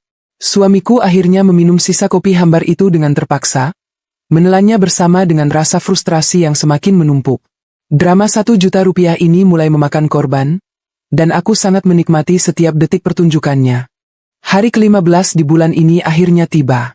Bagi sebagian orang, pertengahan bulan mungkin hanyalah penanda waktu biasa yang terlewatkan begitu saja tanpa makna khusus. Namun, di dalam rumah tangga kami saat ini, tanggal 15 adalah sebuah garis batas yang sangat krusial. Ini adalah titik di mana realita kehidupan menghantam telak kesombongan yang selama ini dibangun di atas omong kosong. Sejak pagi, udara di dalam rumah terasa sangat berat dan kaku. Aku bisa merasakan ada ketegangan yang tak terucapkan menguar dari arah dapur, tempat ibu mertuaku biasanya berkuasa dengan segala ocehan dan perintahnya. Namun pagi ini, tidak ada suara wajan yang beradu dengan spatula, tidak ada aroma bumbu yang ditumis, bahkan tidak ada suara air yang mendidih. Semuanya senyap, sebuah kesunyian yang membawa pertanda buruk bagi sang pemegang kendali keuangan. Aku sengaja bangun sedikit lebih siang dari biasanya. Toh, aku sudah melepaskan semua tanggung jawabku mengurus sarapan dan kebutuhan perut penghuni rumah ini. Setelah membersihkan diri dan menunaikan salat duha di kamar, Aku melangkah keluar menuju ruang tengah. Pemandangan pertama yang menyambutku adalah sosok ibu mertuaku yang sedang berdiri mematung di depan kompor gas. Wajahnya terlihat sangat pucat, seolah aliran darah di tubuhnya baru saja tersedot habis. Tangannya terus-menerus memutar kenop kompor, berulang kali mencoba menyalakan api, namun yang terdengar hanyalah bunyi cetekan kosong tanpa ada percikan api biru yang menyala. Bunyi mendesis pelan dari arah tabung gas hijau berukuran 3 kilogram di bawah meja dapur sudah mengkonfirmasi segalanya. Gasnya telah habis total, tak tersisa sedikit pun bahkan untuk sekadar merebus air minum. Di atas meja dapur, pemandangannya jauh lebih menyedihkan. Tempat penyimpanan beras yang terbuat dari plastik transparan itu kini memamerkan dasar wadahnya dengan sangat jelas. Hanya tersisa beberapa butir beras yang menempel di sudut-sudutnya, tak akan cukup meskipun hanya dimasak untuk satu porsi makan anak kecil. Ibu mertuaku menatap kosong ke arah wadah beras itu, lalu beralih menatap kompor yang mati, dan kemudian menunduk menatap lantai dengan tatapan nanar. Aku berjalan melewatinya dengan santai menuju kulkas untuk mengambil air dingin. Sengaja aku membuka pintu kulkas lebar-lebar, memperlihatkan rak-rak yang kini melompong. Tidak ada telur, tidak ada sayuran segar, apalagi sisa lauk pauk. Kulkas itu bersih sebersih dompet yang salah diurus. Aku menuangkan air dingin ke dalam gelasku, meminumnya perlahan sambil melirik ibu mertuaku dari sudut mataku. Beliau mulai mondar-mandir di area dapur yang sempit itu. Langkah kakinya terdengar gusar. Sesekali beliau mengusap dahinya yang mulai memunculkan butiran-butiran keringat dingin. Meskipun udara pagi ini sebenarnya cukup sejuk. Napasnya terdengar memburu, menandakan kepanikan tingkat tinggi yang sedang merajai isi kepalanya. Beliau lalu merogoh saku dasternya dengan gerakan tergesa-gesa, mengeluarkan amplop coklat yang di awal bulan lalu ia pamerkan dengan penuh kebanggaan. Dengan tangan gemetar, ibu mertuaku membuka lipatan amplop tersebut. Beliau mengintip ke dalamnya, lalu membalikkan amplop itu dan mengocoknya ke arah telapak tangan, berharap ada lembaran uang 100 ribuan yang terselip dan tertinggal di sana. Namun sungguh malang nasibnya, yang jatuh ke telapak tangannya hanyalah 2 keping uang logam 500 perak dan selembar uang 2.000 rupiah yang sudah lecek. Hanya itu. Uang 1 juta rupiah yang ia yakini bisa menyisa banyak untuk ditabung itu, kini telah menguap tak berbekas hanya dalam waktu 15 hari. Fakta ini tampaknya benar-benar memukul telak kewarasannya. Beliau memejamkan mata rapat-rapat, menggigit bibir bawahnya menahan erangan frustrasi, dan menyandarkan punggungnya ke dinding dapur yang dingin. Kepanikan ibu mertuaku sangat beralasan. Hari ini baru tanggal 15. Masih ada 15 hari lagi yang harus dilewati sebelum suamiku menerima gaji bulan berikutnya. 15 hari tanpa beras, tanpa gas, tanpa lauk pauk, dan tanpa uang sepeser pun di tangan. Jika beliau mengadu kepada suamiku, itu sama saja dengan menelan ludahnya sendiri. Beliau sudah terlanjur sesumbar dan menyombongkan diri di hadapan anaknya bahwa mengatur uang 1 juta itu adalah hal yang sangat mudah dan sisa banyak. Mengemis tambahan uang kepada suamiku di pertengahan bulan akan menghancurkan citranya sebagai ibu yang serba bisa dan berpengalaman. Gengsinya terlalu tinggi untuk mengakui kekalahan konyol ini di depan anak kandungnya sendiri. Aku kembali ke kamarku, pura-pura tidak melihat penderitaannya. Aku duduk di depan laptop, mulai mereka pesanan demi pesanan kue dan makanan dari pelangganku yang semakin hari semakin bertambah. Keuntungan bersihku bulan ini sudah melampaui angka 4 juta rupiah, dan uang itu tersimpan rapi di rekening pribadiku, tak tersentuh sedikit pun untuk urusan rumah tangga yang konyol ini. Saat aku sedang asyik mengetik, terdengar ketukan pelan dari arah luar pintu kamarku. Suara ketukannya ragu-ragu, tidak seperti ketukan barbar yang biasanya dilakukan ibu mertuaku saat menyuruhku melakukan sesuatu. "Nak, kamu lagi sibuk ya di dalam?" Terdengar suara ibu mertuaku yang sedikit serak dan memelan, sangat jauh berbeda dengan nada suaranya yang melengking tajam saat menuduhku boros 2 minggu yang lalu. Aku tersenyum simpul, merapikan dudukku, dan menjawab dengan nada yang tak kalah lembut. "Iya, Bu. Lagi lumayan banyak pesanan yang masuk hari ini." "Ada apa, Bu? Ibu butuh sesuatu?" "Tumben jam segini ibu belum berangkat ke pasar buat belanja sayur." Pintu kamarku sedikit didorong dari luar, menampilkan wajah ibu mertuaku yang tampak kikuk dan salah tingkah. Beliau meremas-remas ujung dasternya, matanya tidak berani menatap langsung ke arah mataku. Beliau melihat ke sekeliling kamarku yang dipenuhi dengan tumpukan kotak kemasan kardus untuk pengiriman barang jualanku. Beliau berdeham pelan, mencoba menata suaranya agar terdengar senatural mungkin, meskipun kepanikannya jelas tak bisa disembunyikan lagi dariku. "Gini loh, Aduh, ibu agak bingung mau ngomongnya gimana. Ibu mertuaku memulai kalimatnya dengan terbata-bata. Itu, gas di dapur tiba-tiba habis pagi ini. Padahal ibu baru aja mau masak air buat bikin teh suamiku. Terus ibu lihat di tempat beras, ternyata berasnya juga udah menipis banget, tinggal debunya aja. Ibu lupa kalau kemarin belum sempat beli beras tambahan di pasar. Oh, begitu ya, Bu. Terus, masalahnya di mana, Bu? Kan ibu tinggal beli aja gas sama berasnya ke warung depan atau pesan lewat telepon. Biasanya kan begitu kalau habis. Potongku dengan gaya inosen, seolah aku sama sekali tidak tahu menahu tentang kondisi keuangan di dalam amplop coklat itu. Ibu mertuaku semakin salah tingkah. Beliau menelan ludah, wajahnya memerah menahan malu yang amat sangat. Iya, niat ibu juga mau beli langsung. Cuma masalahnya, kebetulan uang kembalian belanja ibu kemarin itu pecahannya besar-besar. Ibu takut warung depan nggak ada kembaliannya pagi-pagi begini. Terus, ya gitu deh. Aku mengerutkan kening, berpura-pura bingung dengan alasan yang sangat tidak masuk akal itu. Loh, kalau pecahannya besar kan malah gampang. Bu, uang 1 juta dari suamiku kemarin kan utuh ibu pegang semua. Dipakai aja dulu buat beli gas sama beras. Warung depan pasti punya kembalian kok. Kan mereka jualan sembako dari pagi. Emangnya uang belanjanya kemana, Bu? Jangan bilang uang sebesar itu sudah habis dalam 2 minggu. Kan kata ibu uang 1 juta itu sisa banyak kalau ibu yang ngatur. Mendengar seranganku yang telat namun diucapkan dengan nada sangat halus itu, ibu mertuaku langsung terdiam 1000 bahasa. Matanya membelalak, mulutnya terbuka namun tak ada satupun suara yang keluar. Beliau terjebak dalam kebohongannya sendiri. Jika beliau mengaku uangnya habis, berarti beliau membenarkan bahwa uang 1 juta memang tidak cukup dan selama ini aku yang benar. Namun jika beliau terus berbohong, beliau tidak akan bisa memberi makan suamiku hari ini. Keringat dingin semakin deras mengucur di pelipisnya. Akhirnya, dengan sisa-sisa harga diri yang sudah terkoyak, beliau menurunkan nada bicaranya hingga nyaris menyerupai bisikan yang memelas. Ibu boleh minta tolong gak sama kamu? Kamu kan jualan online tiap hari? Pasti pegang uang tunai kan di kamar? Ibu mau pinjam uangmu dulu sedikit, buat beli gas tabung kecil sama beras 2 liter aja. Nanti kalau ibu ambil uang di bank, ibu ganti uang kamu. Boleh ya? Kasihan suamimu nanti siang kalau pulang istirahat nggak ada nasi buat dimakan. Inilah momen yang sudah kutunggu-tunggu sejak awal. Momen di mana kesombongannya luluh lantak di hadapan realita, dan dia terpaksa menelan gengsinya untuk memohon bantuan pada menantu yang selama ini selalu direndahkannya. Aku menatap lurus ke dalam mata ibu mertuaku, menjaga ekspresi wajahku tetap tenang, namun suaraku mengisyaratkan ketegasan yang mutlak dan tidak bisa diganggu-gugat. Waduh, maaf banget ya, Bu. Bukannya aku nggak mau bantu atau mau pelit sama ibu dan suamiku sendiri, jawabku sambil menghela napas panjang, seolah aku merasa sangat menyesal. Tapi kan ibu ingat sendiri kesepakatan kita di awal bulan kemarin? Aku kan istri yang boros, istri yang nggak becus ngatur keuangan rumah tangga. Aku dilarang keras ikut campur urusan dapur dan belanja.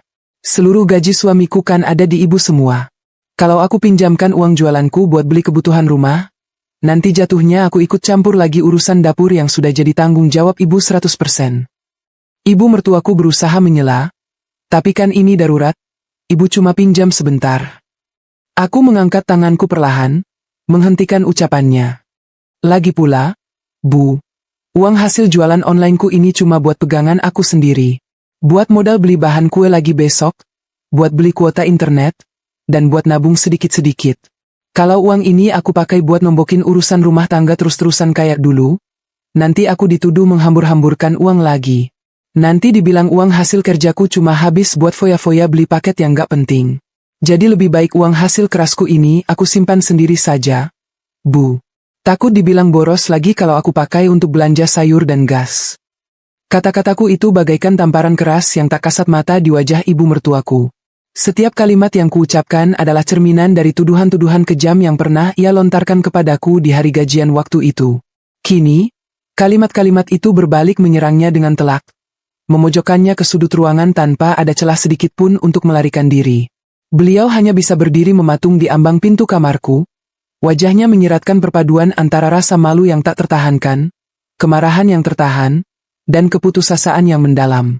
Aku kembali menatap layar laptopku, mengabaikan keberadaannya seolah obrolan kami sudah selesai sepenuhnya.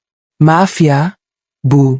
Santi benar-benar nggak bisa bantu kalau urusan uang dapur bulan ini. Santi yakin kok, ibu yang sangat berpengalaman pasti punya jalan keluar untuk ngatur semuanya sampai akhir bulan nanti tanpa campur tangan menantu yang boros ini. Ibu silakan atur saja sendiri bagaimana baiknya untuk makan suamiku hari ini. Santi mau lanjut kerja dulu, ada pesanan mendadak yang harus dikirim siang ini. Ibu mertuaku masih berdiri di sana selama beberapa saat. Napasnya naik turun menahan emosi yang tak bisa ia lampiaskan. Tak ada lagi kata-kata tajam yang bisa ia keluarkan. Tak ada lagi ceramah tentang kehebatannya di masa lalu. Beliau akhirnya membalikan badan dengan langkah gontai dan menyeret kakinya kembali menuju area dapur yang kosong melompong. Pintu kamarku kututup rapat, menyisakan senyum kemenangan yang akhirnya merkah lebar di bibirku. Di luar sana, ibu mertuaku harus menghadapi mimpi buruknya sendirian. Dapur kosong, perut anak kandungnya yang menuntut untuk diisi, dan dompet yang tak lagi memiliki nyawa. Keringat dingin itu hanyalah awal mula dari harga mahal yang harus ia bayar demi mempertahankan sebuah gengsi. Kegagalan ibu mertuaku dalam meminjam uang dariku siang itu ternyata memicu efek domino yang luar biasa dahsyat terhadap kestabilan mental dan fisiknya. Siang harinya, dengan sangat terpaksa dan wajah yang ditekuk habis-habisan, beliau harus berjalan keluar rumah menuju mesin ATM terdekat yang jaraknya lumayan jauh dari komplek perumahan kami. Beliau tidak punya pilihan lain. Suamiku sudah mengirim pesan bahwa dia akan pulang untuk makan siang di rumah, dan dia dengan tegas meminta dibuatkan sambal goreng ati ampela yang pedas karena sudah muak makan sayur bening setiap hari. Permintaan itu adalah vonis mati bagi uang 1 juta yang sudah ludes, sekaligus cambuk yang memaksa ibu mertuaku untuk mengorbankan harta pribadinya. Dari balik jendela kamarku, aku mengamati kepergian ibu mertuaku dengan langkah yang gontai di bawah teriknya matahari siang. Aku tahu betul apa yang ada di pikirannya saat ini.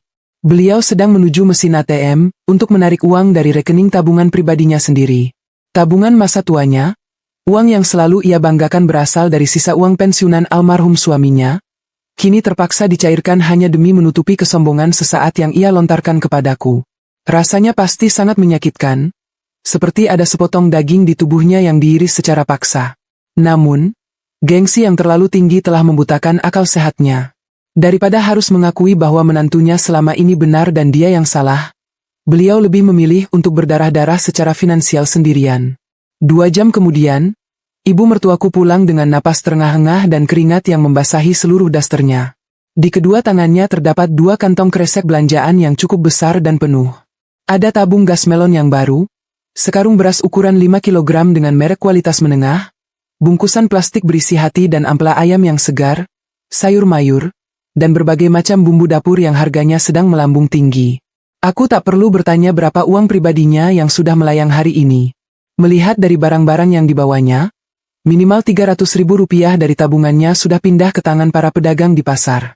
Beliau langsung sibuk di dapur, mencuci daging ayam, menumbuk bumbu, dan menyalakan kompor gas yang baru saja dipasangnya dengan susah payah.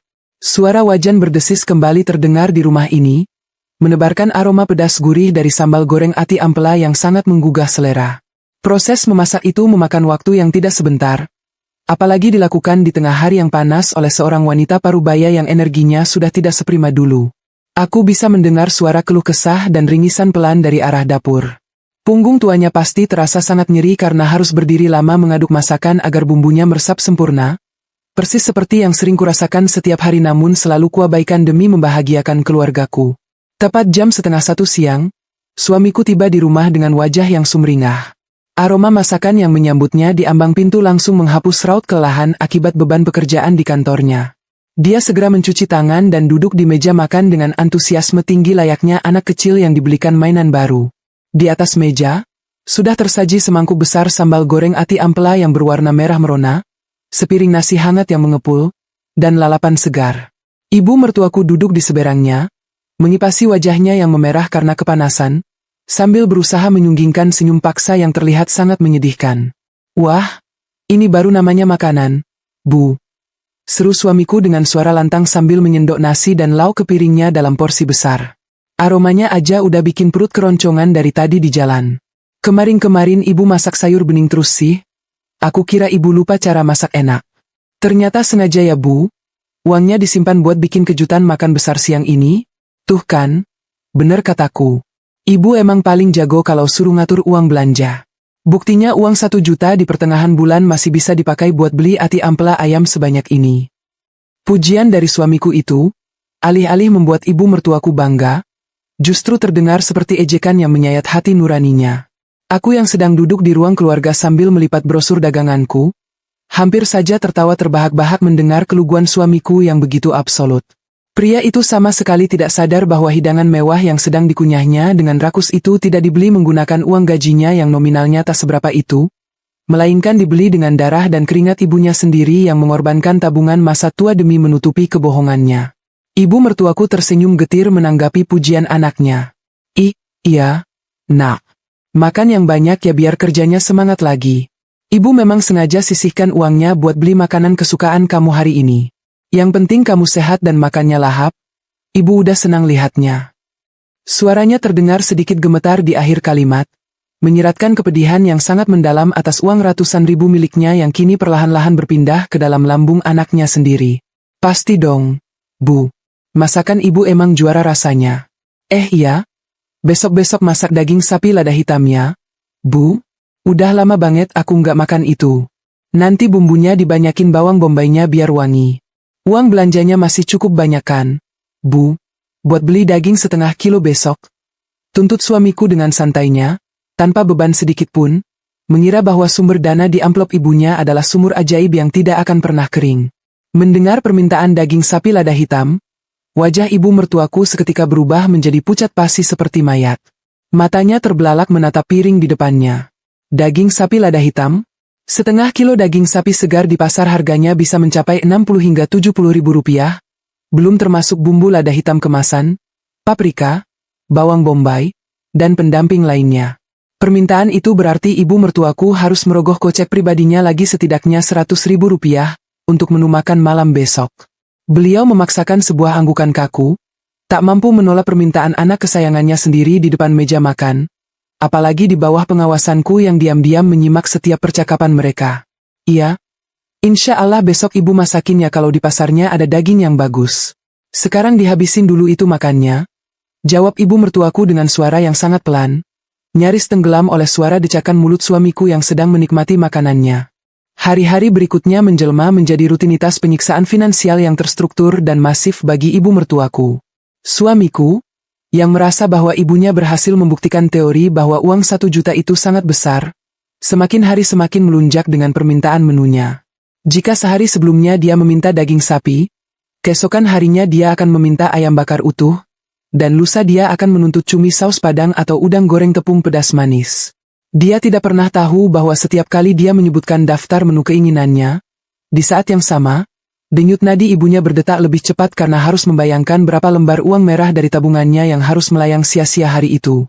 Karena sudah terlanjur basah dan terjebak dalam pusaran gengsi yang diciptakannya sendiri, ibu mertuaku tidak bisa mundur lagi.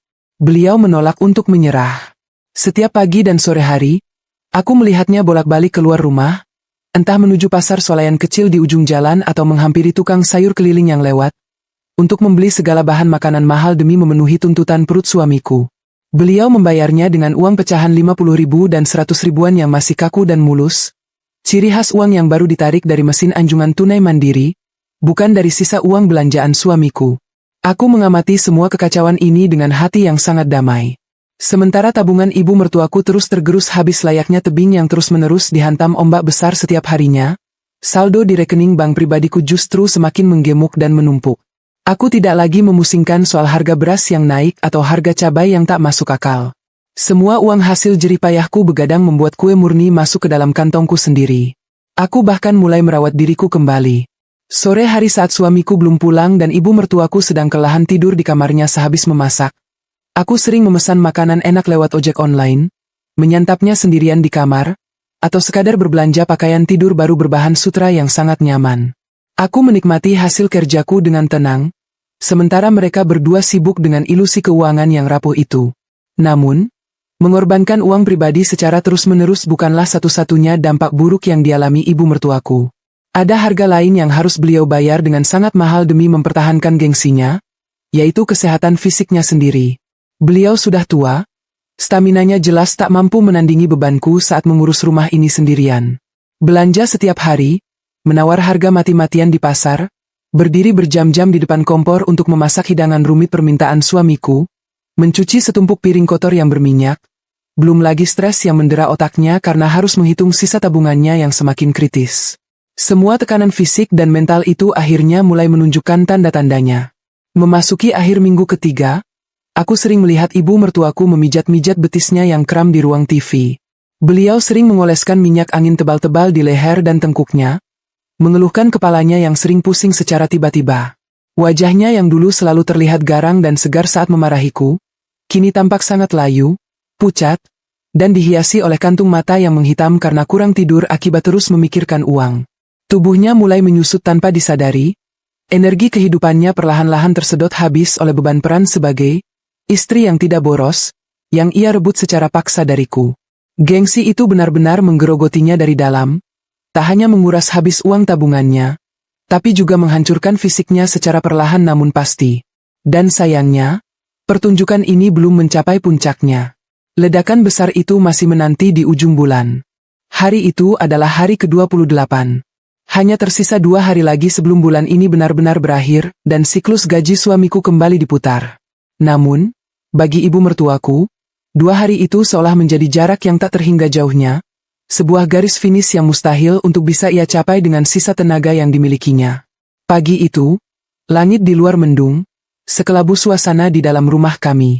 Tidak ada lagi suara derap langkah terburu-buru menuju pasar, tidak ada lagi suara air keran yang menyala di bak cuci piring, dan yang paling nyata, tidak ada lagi kesombongan yang menguar dari balik daster batik yang biasa ia kenakan. Rumah ini terasa begitu mati, hanya menyisakan aroma minyak angin yang sangat menyengat, menguar kuat dari celah pintu kamar tamu tempat ibu mertuaku biasa beristirahat. Aku keluar dari kamarku sekitar pukul 9 pagi, usai menyelesaikan pengepakan puluhan toples kue kering yang siap dijemput oleh kurir. Begitu kakiku melangkah ke ruang tengah, aku langsung merasakan hawa yang berbeda. Dapur di ujung ruangan sana tampak berantakan dan terbengkalai. Piring kotor bekas makan malam semalam masih menumpuk di bak cuci, dikerumuni oleh beberapa ekor lalat kecil. Kompor gas terlihat kotor oleh cipratan minyak, dan lantai dapur terasa lengket. Semuanya menjadi bukti bisu betapa pertahanan fisik ibu mertuaku telah hancur lebur. Wanita parubaya itu rupanya sudah benar-benar tumbang, tak sanggup lagi memaksakan tubuh rentanya untuk berdiri berjam-jam demi sebuah gengsi semu. Aku berjalan pelan melewati kamar tamu. Pintunya sedikit terbuka. Dari celah itu, aku bisa melihat ibu mertuaku terbaring lemah di atas kasur, meringkuk di balik selimut tebal. Wajahnya yang biasa merona karena amarah kini pucat pasi, matanya terpejam rapat dengan dahi yang berkerut menahan pusing, dan napasnya terdengar berat. Di atas nakas samping tempat tidurnya, berserakan botol minyak kayu putih, balsem, dan beberapa keping obat sakit kepala yang dibelinya di warung. Uang 1 juta rupiah itu tidak hanya sukses menguras habis tabungan masa tuanya, tetapi juga sukses menyedot habis seluruh vitalitas dan kesehatannya. Aku menatapnya sejenak dengan perasaan datar. Tidak ada rasa kasihan yang menggerakkan hatiku untuk masuk dan merawatnya. Bagiku, rasa sakit yang ia derita hari ini adalah harga tunai yang harus ia bayar atas lisan tajamnya yang telah menuduhku sebagai istri yang boros dan tak becus mengurus nafkah dari suamiku. Siang harinya, suamiku pulang ke rumah pada jam istirahat kantornya. Seperti biasa, langkah kakinya terdengar ringan dan penuh harap. Dia langsung melepas sepatu, melonggarkan dasi kerjanya, dan berjalan lurus menuju meja makan. Bayangan akan hidangan lezat masakan ibunya pasti sudah menari-nari di pelupuk matanya. Selama 3 minggu terakhir, dia memang hidup bagaikan raja yang terus-menerus disuguhi makanan enak tanpa pernah peduli dari mana asal-usul biaya kemewahan tersebut. Dia menarik kursi meja makan dan segera membuka tudung saji berukuran besar itu dengan antusiasme tinggi. Namun, senyum di wajah suamiku langsung luntur seketika, digantikan oleh raut kebingungan yang teramat sangat. Di balik tudung saji itu tidak ada apa-apa. Benar-benar kosong. Tidak ada piring berisi lauk, tidak ada mangkuk sayur, bahkan tidak ada piring kotor sekalipun. Suamiku menoleh ke arah rice cooker yang terletak di sudut meja dapur. Dia melangkah mendekat dan menekan tombol pembukanya. Kosong. Panci penanak nasi itu kering kerontang, belum tersentuh air atau beras sama sekali sejak pagi tadi. Ibu, Bu, panggil suamiku dengan suara keras. Kepalanya menoleh ke kanan dan ke kiri mencari keberadaan wanita yang telah menjanjikannya surga dunia di meja makan itu. Ibu di mana? Kok belum masak apa-apa? Bu? Ini aku udah lapar banget mau makan siang. Launya mana? Bu. Suara panggilan suamiku itu menggema di seluruh penjuru rumah, memecah kesunyian yang sejak pagi menyelimuti kami. Dari arah kamar tamu, terdengar suara erangan pelan, disusul oleh suara ranjang yang berderit. Ibu mertuaku memaksakan diri untuk bangun. Dengan langkah gontai, berpegangan pada dinding lorong, beliau berjalan tertatih-tatih keluar dari kamarnya. Penampilannya sungguh memprihatinkan. Rambutnya berantakan, wajahnya kuyu, dan ada koyok yang menempel di kedua pelipisnya. Melihat kondisi ibunya yang seperti itu, suamiku langsung terkejut dan buru-buru menghampirinya. Ya ampun. Ibu kenapa? Ibu sakit? Tanya suamiku dengan nada panik. Memapah ibunya untuk duduk di sofa ruang keluarga. Kok ibu wajahnya pucat banget begini? Ibu masuk angin atau kecapean? Terus ini urusan dapur gimana? Bu, aku kan harus balik ke kantor lagi setengah jam lagi. Pertanyaan beruntun dari suamiku itu, terutama yang menyinggung soal urusan dapur, ibarat sebuah bom waktu yang pelatuknya akhirnya ditarik. Pertahanan ibu mertuaku, gengsinya yang setinggi langit, dan kebohongannya yang ia susun rapi selama hampir sebulan penuh ini, akhirnya runtuh berkeping-keping. Beliau menutupi wajahnya dengan kedua telapak tangannya yang keriput, dan sedetik kemudian, pecahlah tangisnya. Suara isak tangis yang terdengar begitu menyayat hati, penuh dengan penyesalan, kelelahan, dan rasa frustrasi yang sudah membludak hingga ke ubun-ubun. Suamiku terbelalak kaget. Dia belum pernah melihat ibunya menangis sekeras dan sehancur ini sebelumnya. Loh, Bu, kok malah nangis? Ibu sakit apa? Ayo kita ke dokter sekarang. Bu, jangan bikin aku panik begini, bujuk suamiku sambil mengelus punggung ibunya dengan cemas. Di sela-sela isak tangisnya yang tersengal-sengal, ibu mertuaku akhirnya membuka mulutnya, memuntahkan semua kebenaran pahit yang selama ini menyiksa batinnya. Ibu capek. Nah, ibu capek sekali. Badan ibu rasanya mau rontok semua. Ibu nggak sanggup lagi ngurus rumah ini. Ibu nggak sanggup lagi belanja tiap hari panas-panasan. Ibu nggak sanggup mikirin besok mau makan pakai uang dari mana. Suamiku mengerutkan keningnya, semakin bingung dengan ucapan ibunya. Maksud ibu apa? Uang dari mana gimana maksudnya? Kan uang belanja sebulan penuh yang 1 juta itu ada di ibu semua. Bulan ini kan aku udah serahin semuanya bulat-bulat ke ibu. Memangnya uangnya kurang buat beli makan hari ini? Pertanyaan lugu suamiku itu membuat tangisan ibu mertuaku semakin keras. Beliau memukul-mukul dadanya sendiri yang terasa sesak. Uang 1 juta apanya? Uang 1 juta yang kamu kasih itu udah habis tak bersisa dari tanggal 15 kemarin. Uang segitu mana cukup buat hidup di zaman gila begini. Beli beras mahal, beli gas mahal, token listrik aja sekali ngisi 200.000, belum air, belum sabun. Uang 1 juta itu ibarat buang garam ke laut. Gak ada rasanya sama sekali, Nak. Suamiku mematung.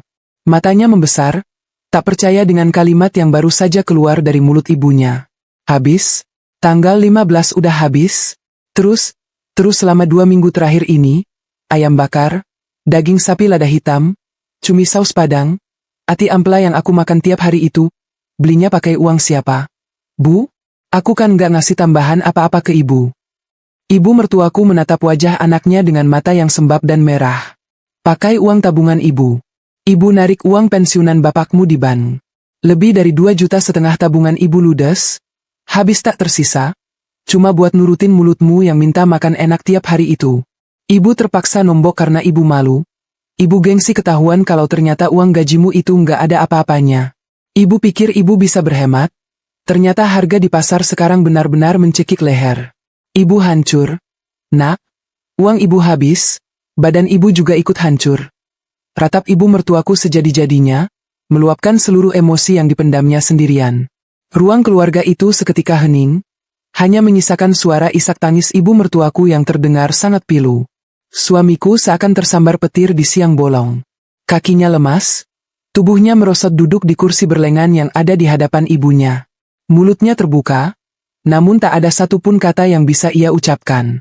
Fakta bahwa selama 2 minggu terakhir dia telah memakan habis uang tabungan masa tua ibunya sendiri benar-benar menghantam ulu hatinya dengan sangat keras.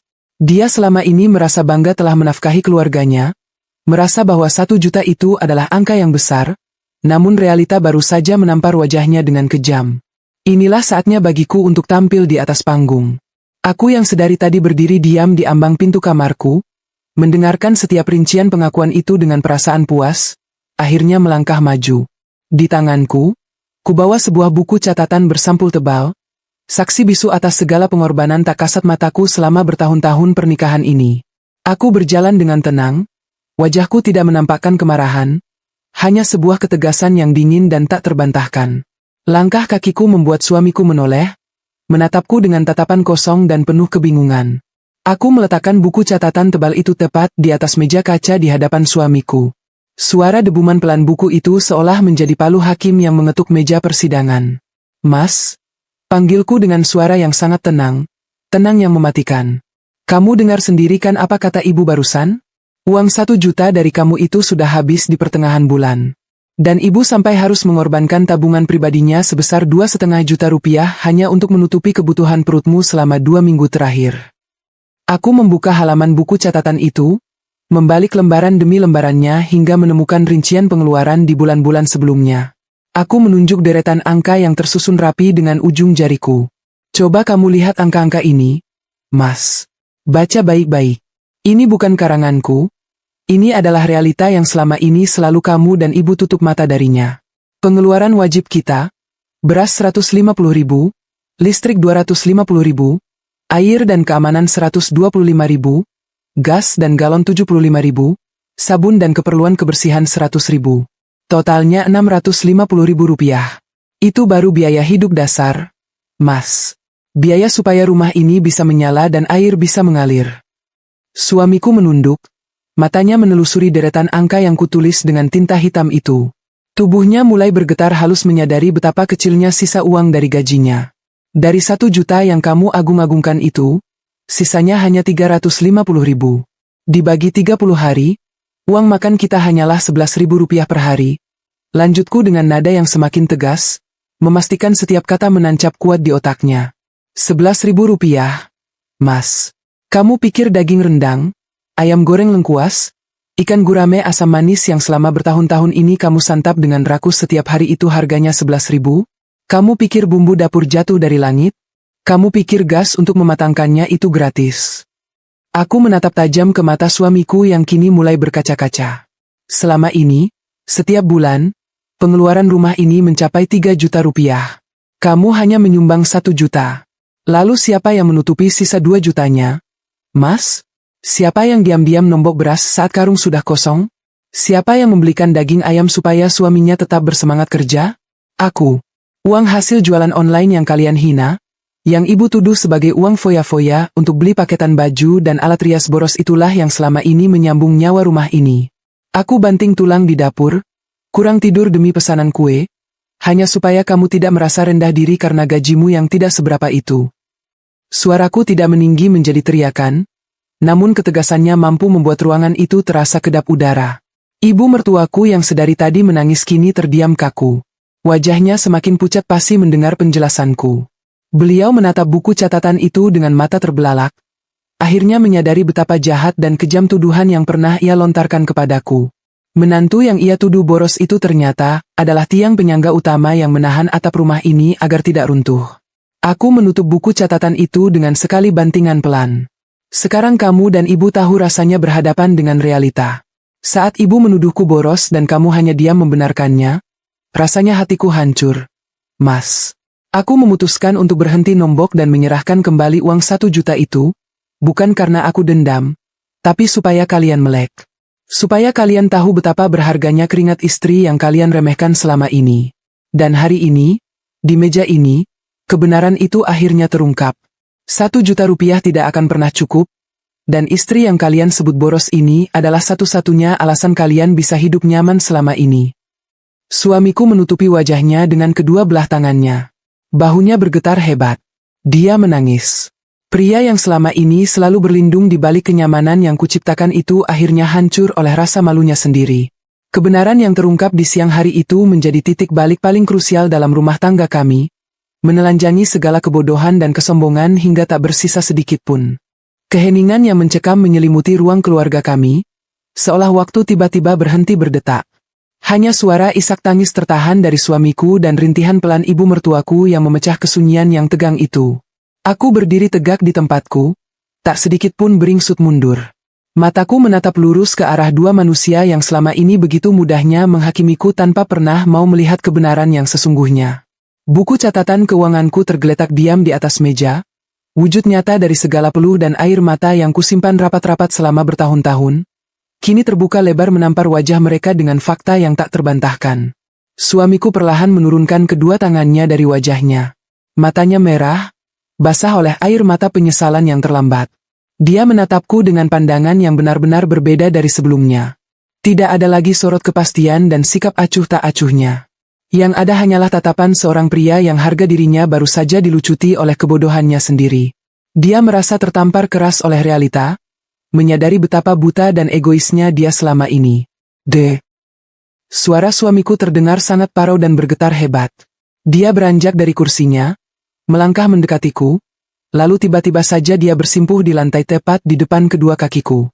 Tangannya terulur, meraih ujung dasterku dengan gemetar. Maafkan aku, ya Allah, maafkan aku, Aku benar-benar suami yang buta, suami yang bodoh. Aku nggak pernah tahu. Aku sungguh nggak pernah tahu kalau selama ini kamu berkorban sebesar itu buat keluarga ini. Air matanya kembali jatuh membasahi pipinya. Pria yang biasanya selalu menjaga gengsi di depan ibunya ini kini tak lagi peduli pada apapun selain rasa bersalah yang menggunung di dadanya. Aku pikir uang 1 juta itu udah cukup buat semuanya. Aku pikir kamu hebat ngatur uang. Aku sama sekali nggak pernah mikir kalau daging dan ayam yang aku makan tiap hari itu hasil dari keringatmu begadang bikin pesanan kue. Aku malah diam aja waktu ibu nuduh kamu boros. Aku diam aja waktu kamu dihina di rumahmu sendiri. Aku malu, aku benar-benar malu. Aku ini suami macam apa yang malah makan dari uang hasil jerih payah istrinya tapi malah membiarkan istrinya direndahkan. Mendengar pengakuan suamiku yang penuh penyesalan itu, pertahanan ibu mertuaku benar-benar runtuh seutuhnya. Wanita tua yang sedang duduk bersandar lemah di sofa itu kembali menangis sejadi-jadinya. Perlahan, dengan sisa tenaga yang ia miliki, ibu mertuaku turun dari sofa dan ikut terduduk di lantai, tepat di sebelah suamiku. Tangannya yang keriput dan gemetar meraih sebelah tanganku, menggenggamnya dengan sangat erat seolah takut aku akan menghempaskannya. Nak, menantuku. Ucap ibu mertuaku dengan suara yang tersendat oleh isak tangis yang begitu menyiksa dadanya. Ibu minta maaf. Ibu minta ampun sama kamu. Ibu ini perempuan tua yang sombong, perempuan tua yang merasa sok tahu segalanya. Mulut ibu jahat. Nak, ibu nuduh kamu boros, ibu nuduh kamu ngabisin uang suami buat foya-foya. Padahal kamu yang nyelamatin kehormatan anak ibu. Kamu yang nombokin semuanya diam-diam. Ibu mertuaku menundukkan kepalanya dalam-dalam, menempelkan dahinya di punggung tanganku. Air matanya terasa hangat menyentuh kulitku. Ibu baru sadar sekarang. Nak, mengatur uang di zaman sekarang itu beratnya minta ampun. Ibu baru pegang kendali 3 minggu saja tabungan ibu langsung ludes. Badan ibu hancur rasanya. Ibu nggak bisa bayangin gimana susahnya kamu nombokin semua kekurangan itu bertahun-tahun tanpa pernah mengeluh ke siapa-siapa. Maafkan kesombongan ibu. Nak, ibu benar-benar menyesal sudah ikut campur urusan dapurmu. Tolong maafkan ibu. Melihat 2 orang yang sangat penting dalam hidupku bersimpuh dan menangis meminta maaf di depanku, ada sedikit rasa ngilu yang melintas di hatiku. Bagaimanapun juga, suamiku adalah imamku, dan ibu mertuaku adalah wanita yang melahirkannya. Namun, aku segera menepis rasa iba yang berlebihan itu. Aku sudah belajar dari pengalaman masa lalu. Jika aku langsung luluh dan memaafkan mereka begitu saja tanpa syarat, kejadian seperti ini pasti akan terulang kembali di masa depan. Mereka akan kembali meremehkanku saat mereka lupa pada rasa sakit hari ini. Ini adalah momentum terbaikku, satu-satunya kesempatanku untuk merombak total pondasi rumah tangga ini, dan membangun batasan yang sangat tegas demi masa depanku sendiri. Aku menarik napasku dalam-dalam, berusaha menetralkan gemuruh di dadaku. Perlahan, aku melepaskan genggaman tangan ibu mertuaku dan membimbing suamiku untuk berdiri kembali dari lantai. Aku menatap mereka berdua secara bergantian dengan ekspresi wajah yang datar dan suara yang tenang. Tak ada nada amarah, hanya ketegasan mutlak. Aku memaafkan kalian, kataku dengan jelas, membuat hembusan napas lega keluar dari mulut suamiku dan ibunya secara bersamaan. Aku sudah memaafkan kalian sejak hari pertama aku mengembalikan uang 1 juta itu kepada ibu. Tapi, perminta maafan saja tidak cukup untuk memperbaiki apa yang sudah rusak di rumah ini. Mulai detik ini, hari ini juga, aturan di rumah ini harus berubah total. Aku menatap tajam ke arah suamiku. Mas, aku minta transparansi penuh soal gajimu. Aku tahu gajimu lebih dari cukup untuk sekadar memberi 1 juta setiap bulannya. Aku ini istrimu, bukan orang asing. Mulai bulan depan, jatah uang bulanan untuk rumah ini harus dinaikkan menjadi angka yang rasional dan manusiawi. Sesuai hitunganku, minimal 3 juta rupiah harus kamu serahkan untuk biaya makan, tagihan listrik, air, dan gas. Kalau gajimu memang tidak sampai segitu, bilang jujur kepadaku, kita cari solusinya bersama. Tapi aku tidak akan lagi nombok memakai uang hasil jualan onlineku tanpa sepengetahuanmu. Uang hasil kerjaku adalah uangku, untuk tabungan masa depanku dan anak-anak kita kelak, bukan untuk menutupi kelemahanmu mengatur nafkah. Suamiku mengangguk dengan cepat, tak berani membantah sedikit pun. Iya, Dek. Iya. Aku janji. Gajiku sebenarnya 4 juta, tapi selama ini aku tabung sebagian dan sebagian lagi aku pakai buat cicil motor. Bulan depan, 3 juta utuh akan aku kasih ke kamu. Aku janji bakal transparan soal keuanganku. Aku nggak akan nutup-nutupi lagi. Lalu, pandanganku beralih kepada ibu mertuaku yang masih duduk menunduk di atas karpet. Dan untuk ibu, lanjutku dengan nada yang lebih halus namun menuntut pengertian penuh. Santi memaafkan semua ucapan kasar ibu waktu itu.